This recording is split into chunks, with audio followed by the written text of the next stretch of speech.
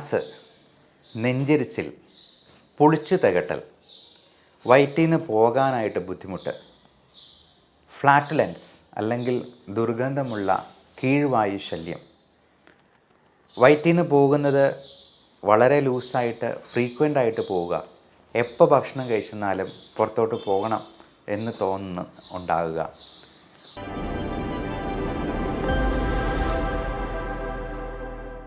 നെഞ്ചിരിച്ചിൽ, പുളിച്ചു തികട്ടൽ, വയറ്റിൽ നിന്ന് പോകാനായിട്ട് ബുദ്ധിമുട്ട്, ഫ്ലാറ്റുലൻസ് അല്ലെങ്കിൽ ദുർഗന്ധമുള്ള കീഴ്വായു ശല്യം, വയറ്റിൽ നിന്ന് പോകുന്നത് വളരെ ലൂസായിട്ട് ഫ്രീക്വൻ്റ് ആയിട്ട് പോവുക, എപ്പോൾ ഭക്ഷണം കഴിച്ചെന്നാലും പുറത്തോട്ട് പോകണം എന്ന് തോന്നുന്നു ഉണ്ടാകുക.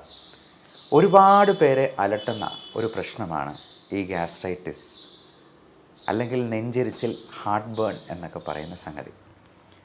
ഇതിന് നമുക്ക് ഭക്ഷണ കാര്യങ്ങളിൽ എന്തെല്ലാം ശ്രദ്ധിക്കാം, വീട്ടിലെന്തെങ്കിലും ഒറ്റമൂലി പ്രയോഗങ്ങൾ കൊണ്ട് ഇത് മാറ്റാൻ പറ്റുമോ? അപ്പോൾ പലപ്പോഴും നമുക്ക് പാൻഡോപ്രസോൾ, റെബിപ്രസോൾ, റാനിറ്റിഡിൻ തുടങ്ങിയ മരുന്നുകൾ ഇതിന് കൊടുക്കാറുണ്ട്. ഡോംപെരിഡോൺ പോലുള്ള ഈ പുളിച്ച് തികട്ടൽ ഒഴിവാക്കാനായിട്ടുള്ള മരുന്നുകൾ മോഡേൺ മെഡിസിനിലുണ്ട്. ലാക്ടലോസ് പോലുള്ള അല്ലെങ്കിൽ സുക്രാൽഫേറ്റ് പോലുള്ള സിറപ്പുകളായിട്ടുണ്ട് ഗ്യാസ് മാറ്റാനായിട്ട്. പലപ്പോഴും ഗ്യാസിന് ഈ ഒരു ഗുളിക കഴിക്കുമ്പോൾ അല്ലെങ്കിൽ അതിൻ്റെ ഇഞ്ചക്ഷനായിട്ട് കൊടുക്കുമ്പോൾ പെട്ടെന്ന് തന്നെ ഗ്യാസ് മാറുകയും ചെയ്യാറുണ്ട്. എന്നാൽ ഇതൊന്നും ഇല്ലാത്ത ഒരു സാഹചര്യത്തിൽ വീട്ടിൽ അർദ്ധരാത്രിയിലാണ് ഈ ഒരു പ്രശ്നം ഉണ്ടാകുന്നതെങ്കിൽ നമുക്ക് എന്ത് ചെയ്യാൻ പറ്റും? അല്ലെങ്കിൽ പെട്ടെന്ന് നെഞ്ചുവേദനയായിട്ട് വരുമ്പോൾ അത് ഗ്യാസ് വേദന കൊണ്ടാണോ, അല്ലെങ്കിൽ കാർഡിയാക് പ്രോബ്ലംസ് ആണോ, അല്ലെങ്കിൽ ശ്വാസകോശത്തിൻ്റെ പ്രശ്നമാണോ എന്നറിയാത്ത അവസ്ഥയിൽ നമുക്ക് ഗ്യാസിനുള്ള എന്തെങ്കിലും ഒരു ഹോം റെമഡി വീട്ടിൽ ചെയ്യാൻ പറ്റുമോ എന്നുള്ളതിനെക്കുറിച്ചൊക്കെയാണ് നമ്മൾ ഇന്ന് ഡിസ്കസ് ചെയ്യുന്നത്.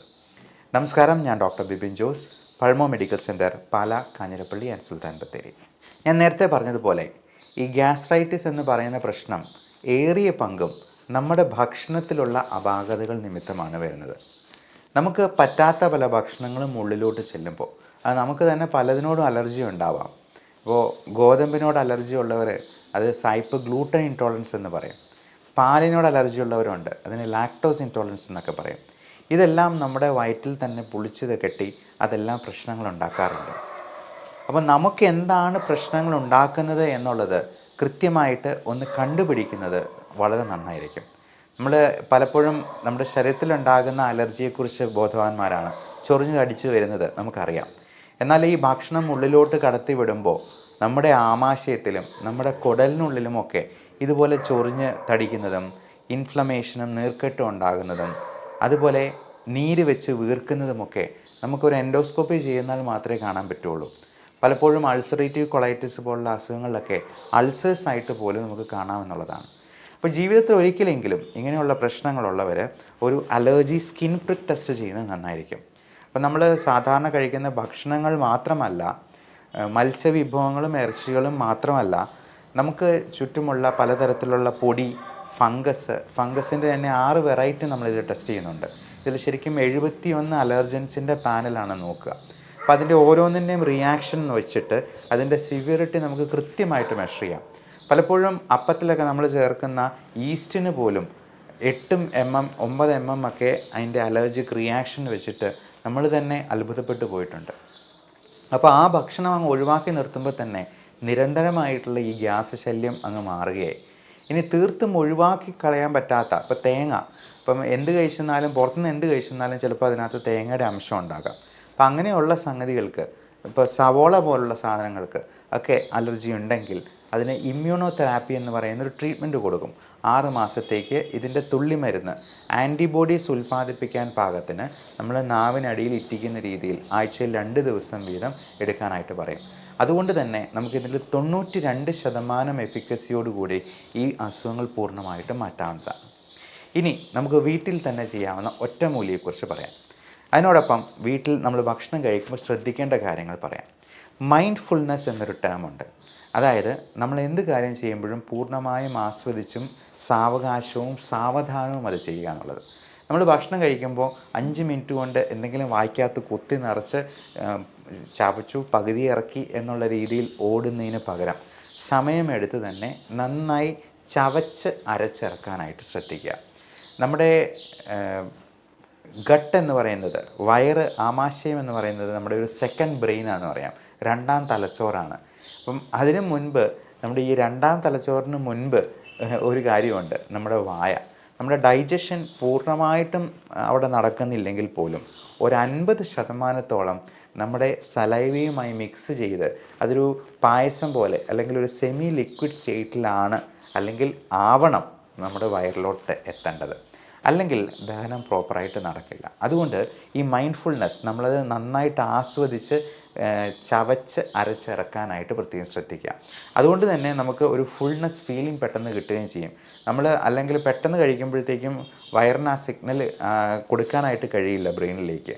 അപ്പോൾ ബ്രെയിനിന് മനസ്സിലാകുന്നത് ഇപ്പോഴും വിശപ്പ് മാറിയിട്ടില്ല എന്നാണ്. അപ്പോൾ നമ്മൾ കൂടുതൽ കഴിക്കാനായിട്ടുള്ള സാധ്യതയുണ്ട്. അതേസമയം നമ്മൾ കൂടുതൽ സമയമെടുത്ത് ചവച്ച് അരച്ചിറക്കുവാണെങ്കിൽ നമുക്ക് വിശപ്പ് അതുകൊണ്ട് തന്നെ ഒത്തിരി കുറവുണ്ടാകുകയും നമ്മൾ കഴിക്കുന്ന കാലറി ഇൻടേക്ക് ഒരുപാട് കുറച്ച് നിർത്താനായിട്ടും പറ്റും.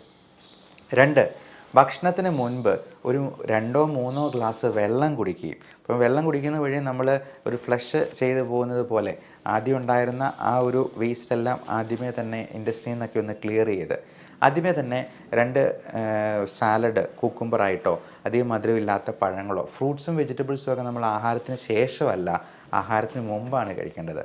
ഈ വെജിറ്റബിൾസിനും ഫ്രൂട്ട്സിനും ഒക്കെ ഒരു കാര്യമുണ്ട്, അത് ചൂല് പോലെ അടിച്ച് വൃത്തിയാക്കും.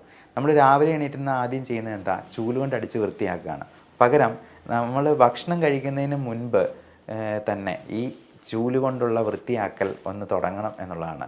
നമ്മുടെ ആമാശയത്തിലെയും കുടലിലെയും ഉള്ള വേസ്റ്റുകളെല്ലാം ആദ്യം ചൂല് കൊണ്ടൊന്ന് അടിച്ച് വൃത്തിയാക്കി ഇച്ചിരി വെള്ളം ഒഴിച്ച് അതങ്ങ് ഫ്ലഷ് ചെയ്തതിന് ശേഷം വേണം നമ്മൾ കഴിക്കാനായിട്ട്. ഇപ്പോൾ കഴിക്കുന്നത് കാർബോഹൈഡ്രേറ്റ്സിൻ്റെ അളവ് വളരെ കുറച്ച്, ഇപ്പോൾ പ്രോട്ടീൻ്റെ അളവാണെന്നുണ്ടെങ്കിലും നമുക്ക് പറ്റുന്ന പ്രോട്ടീൻ മാത്രം, ഒരുപാട് വാരി വലിച്ച് കഴിക്കാതെ നമുക്ക് ഇഷ്ടപ്പെടുന്നതും നമുക്ക് വയറിന് പറ്റുന്നതുമായിട്ടുള്ള സാധനങ്ങൾ കുറച്ച് മാത്രമായിട്ട് കഴിക്കാനായിട്ട് ശ്രദ്ധിക്കുക. രണ്ടാമത്തെ കാര്യം, ഇതിൽ കൂടുതലായിട്ട് പ്രോബയോട്ടിക്സ് അടങ്ങിയിട്ടുള്ള, ഇപ്പം തൈര്, മോരിൻ വെള്ളം തുടങ്ങിയ സാധനങ്ങൾ കഴിക്കുന്നത് നമുക്ക് ഫുൾനെസ് ഫീലിംഗ് കിട്ടാനും നമ്മുടെ വയറിലെ നല്ല ബാക്ടീരിയയുടെ എമൗണ്ട് കൂട്ടാനായിട്ടും സഹായിക്കും. ഇനി ഈ പ്രോബയോട്ടിക്സും ഡൈജഷന് സഹായിക്കുന്നതുമായിട്ടുള്ള ഒറ്റമൂലി അത് നമുക്ക് ഭക്ഷണത്തിൽ തന്നെ ഉൾപ്പെടുത്താവുന്നതേ ഉള്ളൂ. നമുക്ക് ആദ്യമേ തന്നെ ഈ ഭക്ഷണത്തിൻ്റെ കൂടെ ഇത് കഴിക്കാവുന്നതാണ്. ഇതിന് 6 കാര്യങ്ങളാണ് ഞാൻ പറയുന്നത്. 1, നമുക്ക് തുളസിയില അല്ലെങ്കിൽ പുതിനയില, ഇത് രണ്ടും വേണമെങ്കിൽ ചേർക്കാം. തുളസിയിലയും പുതിനയിലയും നമുക്ക് വേണമെങ്കിൽ അത് അരിച്ചോ പൊടിച്ചോ അല്ലെങ്കിൽ ചവച്ചോ ഇറക്കാവുന്നതാണ്. അതുപോലെ മല്ലിപ്പൊടിയായിട്ട് നമുക്ക് കൂടുതലായിട്ട് കറികളിൽ ഉപയോഗിക്കാം, അല്ലെങ്കിൽ ഭക്ഷണത്തോടൊപ്പം തന്നെ സാലഡിൻ്റെ കൂടെ വേണമെങ്കിൽ വിതറിയിടാവുന്നതാണ്.